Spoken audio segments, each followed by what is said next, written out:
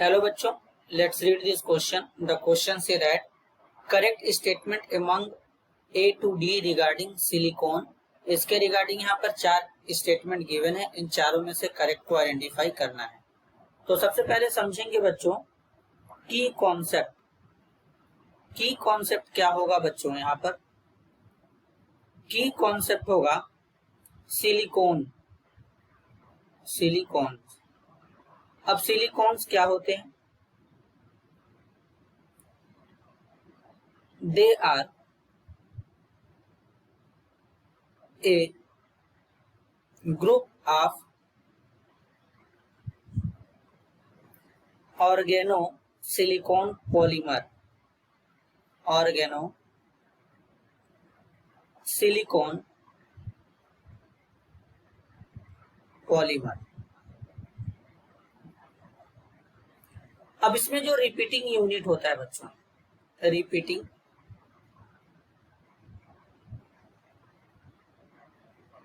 Unit जो होता है वो होता है R2 SiO। ये इसका रिपीटिंग यूनिट होता है।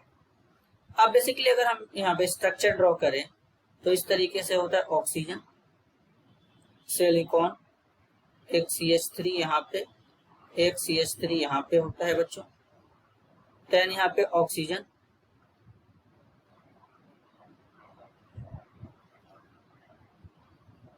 फिर यहाँ पे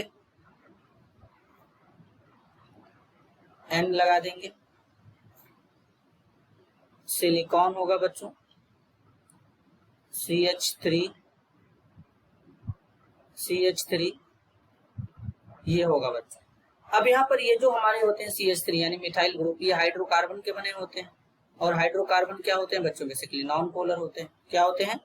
नॉन पोलर होते हैं। तो इसलिए ये जो हाइड्रोकार्बन है मिथाइल ग्रुप, ये नॉन पोलर होते हैं। नॉन पोलर होने के बाद वाटर इनसॉल्युबल होंगे। अब वाटर इनसॉल्युबल होंगे तो ये क्या होते हैं? वाटर रिपेलिंग नेचर के होते हैं। तो इसलिए उनको बोलेंगे कि ये हाइड्रोफोबिक कैरेक्टर को रखते हैं। क्यों? क्योंकि वाटर रिपेलिंग नेचर के होते हैं। Water repelling in nature, water repelling nature के होते हैं बेसिकली बच्चों, इस तरीके से। अब यहाँ पर बेसिकली बच्चों अगर बात करें, अब इनका जो थर्मल स्टेबिलिटी होता है बहुत ज्यादा होता है, और थर्मल स्टेबिलिटी के अलावा हाई डाई इलेक्ट्रिक होता है, स्ट्रेंथ, रेजिस्टेंस होते हैं। ये सब बेसिकली किस तरीके से होते हैं, जरा ध्यान से समझेंगे यहाँ पे। They have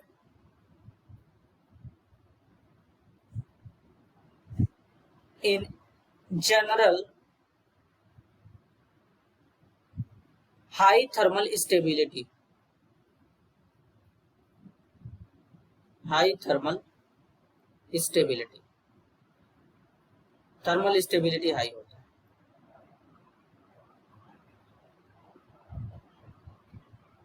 high electric strength, high electric strength, high यहां पर होगा बच्चों dielectric strength, dielectric strength,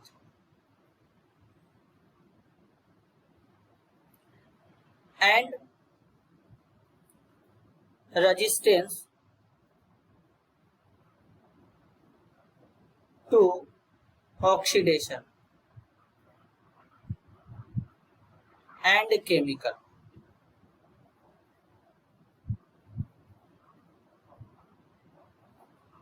and chemicals. इसके अलावा बच्चों ये जो यूज किए जाते हैं,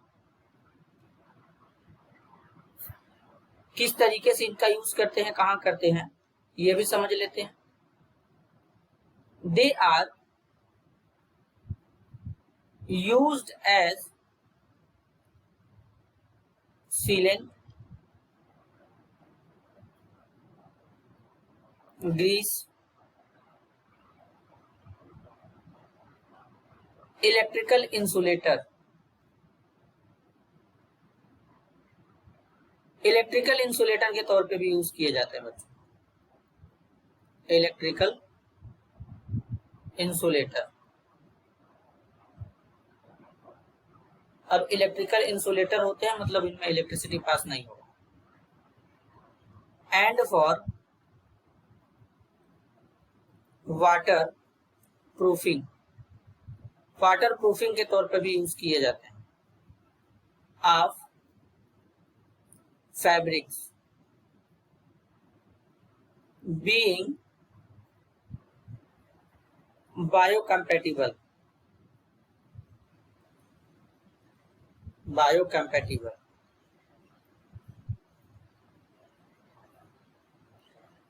इनके अलावा बच्चों इनका यूज जैसे कि सर्जरी में करते हैं, कॉस्मेटिक में करते हैं बच्चे, कॉस्मेटिक प्लांट सर्जरी वर्जरी में इनका यूज करते हैं।